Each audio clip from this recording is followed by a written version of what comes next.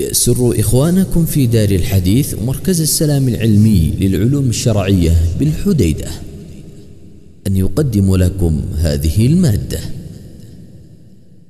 وأذكر هنا بالمناسبة قصة لطيفة حصلت بيني وبين الشيخ عبد الرحمن العدني رحمة الله عليه في مكة المكرمة. هذه القصة وذلك أنه أتاني في ذلك العام مبلغ من المال في شهر الحج وأنا في مكة المكرمة، وهذا المال مخصص من صاحبه لمن لم يحج حجة الإسلام فقط، وهو في مكة لم يحج حجة الإسلام وهو قد وصل إلى مكة، فيعطى له 1000 ريال مساعدة له في حجة الإسلام.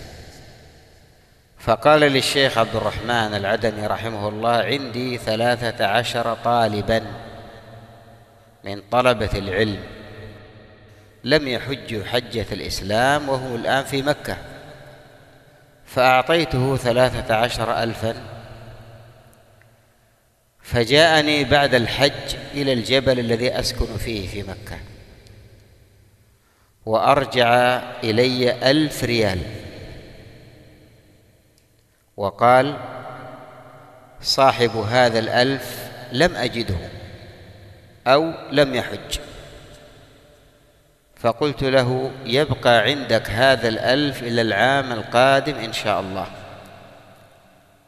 فقال لي: يا أبا عمار، الله أعلم من يعيش إلى العام القادم. فوضعت 1000 في ظرف وكتبت عليه جميع الملاحظات والمعلومات، وفي السنة القادمة فتحت الظرف وكان مكتوبا عليه: هذا 1000 رجع من الشيخ عبد الرحمن العدني وهو خاص بمن لم يحج حجة الإسلام. وكان الشيخ عبد الرحمن العدني رحمه الله قد مات في ذلك العام. فأمسكت الظرف بيدي وعادت بي الذاكرة إلى كلمات الشيخ رحمه الله حين قال لي: الله أعلم يا أبا عمار من يعيش إلى العام القادم ومن يموت. فرحمه الله رحمة الأبرار وأسكنه فسيح جناته مع النبيين والصديقين والشهداء والصالحين وحسن أولئك رفيقا، والله تعالى أعلم وهو أعز وأكرم. وصلى الله على نبينا محمد وعلى آله وصحبه أجمعين. قدمت لكم هذه المادة من موقع علماء الدعوة السلفية في اليمن.